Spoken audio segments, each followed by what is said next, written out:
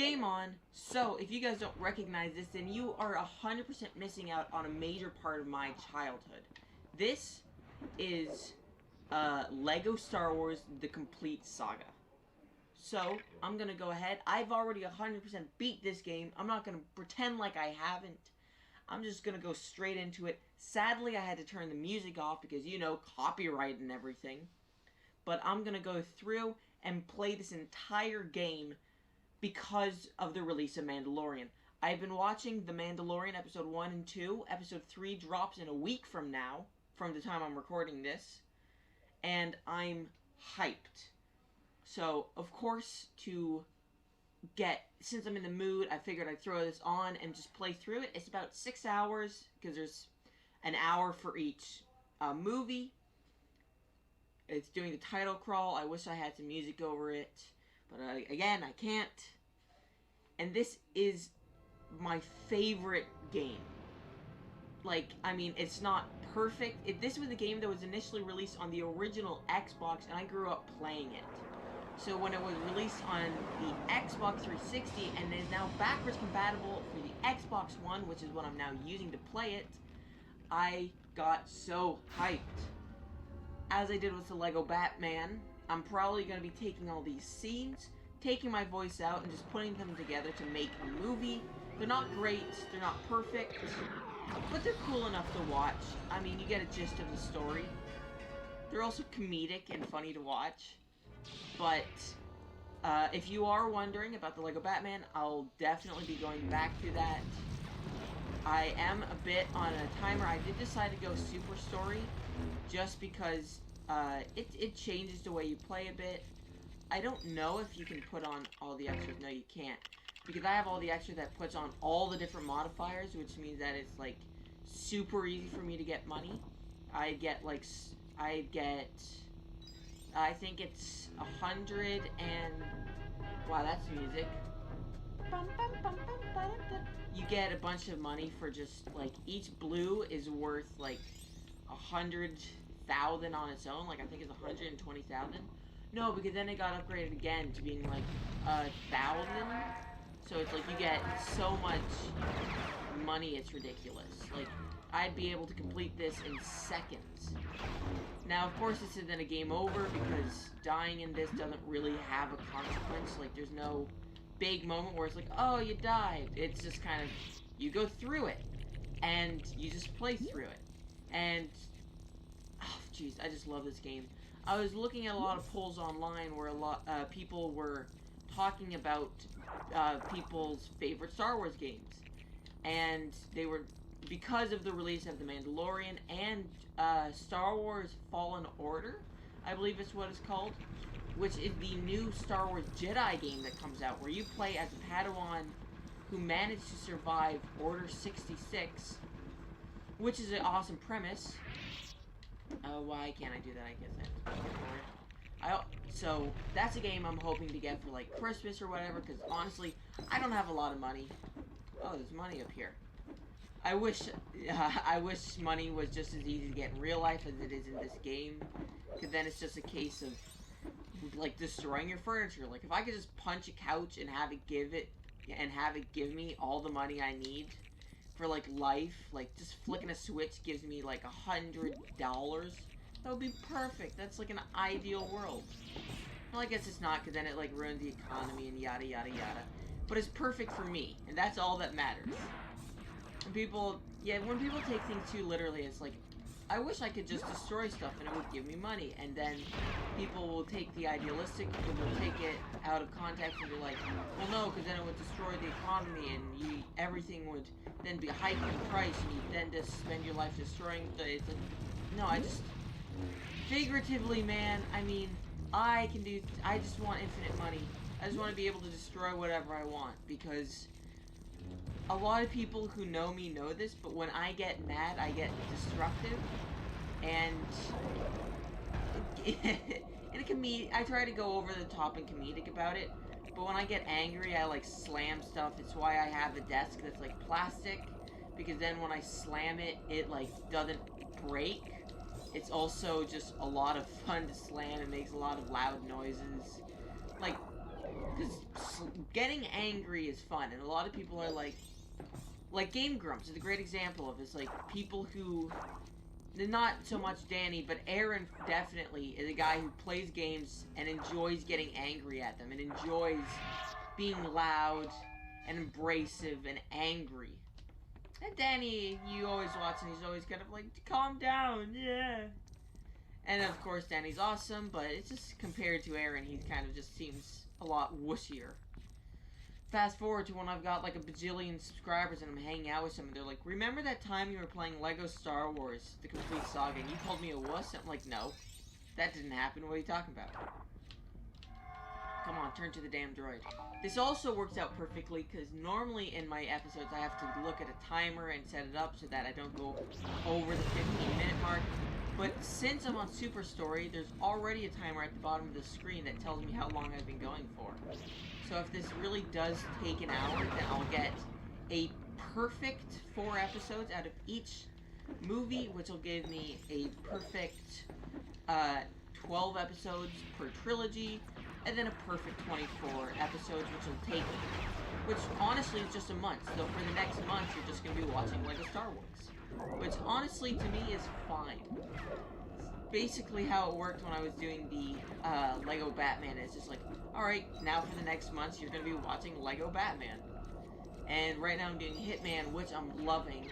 It's one of the newer games. Honestly, a lot of the games that I say are my quote-unquote favorite games are games that I played as a kid.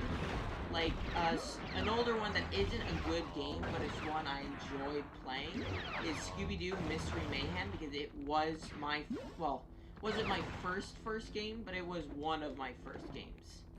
And playing through it, it's like, oh, this is not a good game, but it's still up there because of nostalgia. And nostalgia is powerful.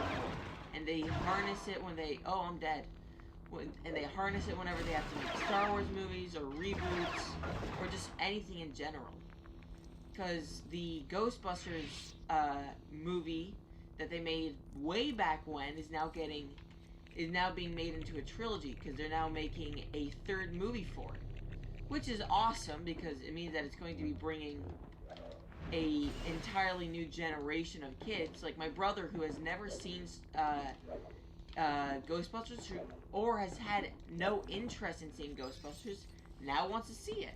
Because to him, it's now relevant, and it's now cool, and it's the fact that now there's like this new generation who's going to be watching that movie and growing up with them.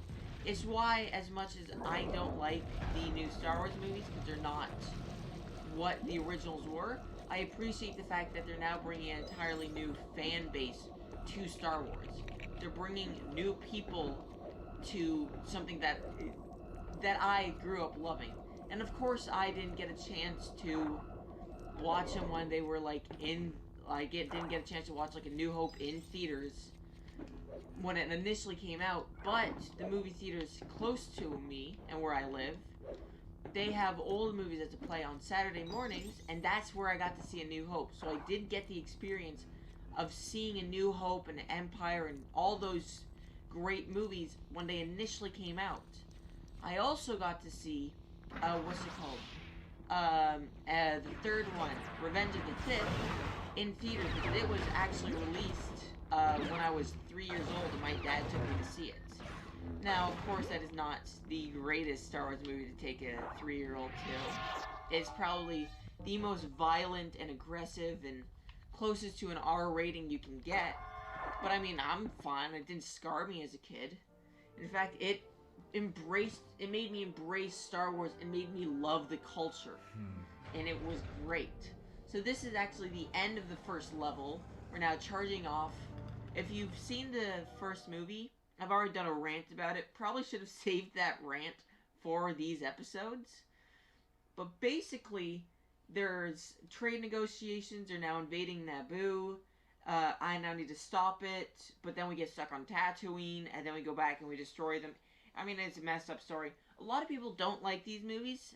Myself sort of included. But I'm watching them now that I have Disney Plus, and I'm rewatching them. I just finished watching the first movie. I'm now going to go on to Attack of the Clones. But I'm probably going to watch that right before I start the Attack of the Clones Lego version, just so I kind of have the story fresh in my mind and have something to talk about.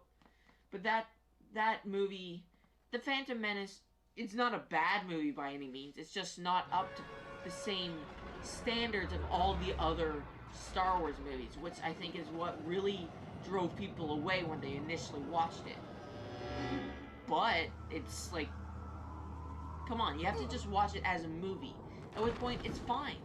And all the ratings and everything for it talk about it like it's a Star Wars movie. It's like, yeah, but had it not been a Star Wars movie, it would have been well received. It would have been fine. It probably would have been extremely well received because just the graphics of it are incredible. The locations, the characters. I mean, yes, they're like whiny and blah blah blah blah, but like so is Luke. I mean, Anakin never really grows out of it, which is a shame because that's what they need to do to Luke's character to make him less whiny and make it so that people like him. But it's just, it's, when you go from A New Hope to those movies, they're bad. But they were made as a prequel. So now if you were to watch those movies, those are movies that you can definitely show your kids. And they age with your kids. So you show them Phantom Menace when they're like super young. They're gonna be like, oh, this is awesome. They're gonna think Jar Jar's like silly and stupid and awesome. And then they're going to watch Attack of the Clone, and that's when they're gonna be like grown up, and they're gonna be like playing with toys destructively and being a lot more like damaging. And then with the battle scenes, they're gonna be like, oh, this is awesome. And then they're gonna grow up and they're gonna be going through their edgy teenager phase, and that's when they watch Revenge of the Sith. And that's when it's like, that's what that movie is designed for, edgy teenagers. And then you watch when they're like going into being adults, then you watch the original trilogy being 4, 5, and 6, and you're like, this is awesome. And then you go into 7 and you're expecting so much, and you're like, wow, this movie sucks balls. Because it just does. I mean, people try to defend it, but I've watched The Force Awakens. I've played the Lego Force Awakens game. I have the Lego Force Awakens sets, and I mean, there's so much about that movie that's good, which is why it's so much more disappointing that it's so bad. And that might not make sense if you're just taking it at face value, but like, the story is just disappointing. The characters I don't care about. Like, Poe is my favorite character. And like, when he died and then he came back, I was like astounded, and he was doing stuff, but he still had flaws, and I liked him. But then in like episode 8, they totally changed his character and made him like useless and worthless. I'm like, that's not what I want. No, bring back the cool guy who's making every shot and is doing everything perfectly. And it's like, and it's okay to have flaws. Like, had he been like super cocky about being like the best pilot and just been like an asshole to people, well then that's understandable. That is a personal flaw that fits with that character. But having him be reckless and then not having him personally learn that that is a mistake, but then having it be told to him by Leia, that's one of the greatest sins in movies, where it's like, you don't tell people, you show them. So, excuse me. So when Poe Dameron is going through those phases, and you're like, oh my god, he's going to learn that he has to be, sometimes you don't have to, like, what they tried to push at the end of the movie. Sometimes it's not about destroying what you hate, but saving what you love. Which, personally, I hate that quote, I hate that moment, because you should never tell your audience what you're trying to tell them. You just have it be part of the film. You have them figure it out. You have them write an essay about it in English class. So the fact that they then just told... Can I not attack as Jar Jar? God damn it, Jar Jar. So the fact that they just kind of told you at the end of the film, and they didn't even say it to Poe, they said it to Finn. It's like, that's dumb. This movie's dumb. And it's like, again, I know people who personally love the film, and there are definitely parts of that film that I love, and I've gone through, and since I'm getting used to editing videos because of this channel, I've started kind of getting used to how films should be shot and recorded. I'm watching videos and taking classes online. Masterclass is a great way that if you want to get into something and you want to know how professionals do it, watch Masterclass. And then going back through, watching The Last Jedi as a film, and then watching The Last Jedi and thinking that it is a film that people made that they then decided needed to be an hour longer, it definitely feels that way, if you get what I'm saying. Like, the whole scene where Poe, like Finn, fuck, Rey is hanging out with Luke Skywalker, like old crotchety Luke Skywalker. Like when he initially lies and tells her like this made-up version of the story, which makes Kylo Ren look like the bad guy. Like, had you taken out that scene and the shirtless Kylo Ren scene and just gone directly to the parts where there's just Kylo Ren, like he just is sitting down and tells the truth, and she's like, "No, Kylo Ren failed you. You didn't fail Kylo Ren," and then she just leaves. That makes so much more sense for the film, especially when you watch it that way. You understand, and her response and everything just works so much better, which then immediately makes you think, well, this should have been how it was cut, and this is how it probably was initially supposed to be cut. Also, the whole thing where they go to, what is it, Canto Bight? Something like that. The gambling planet where they have to find the code breaker. All of that is dumb.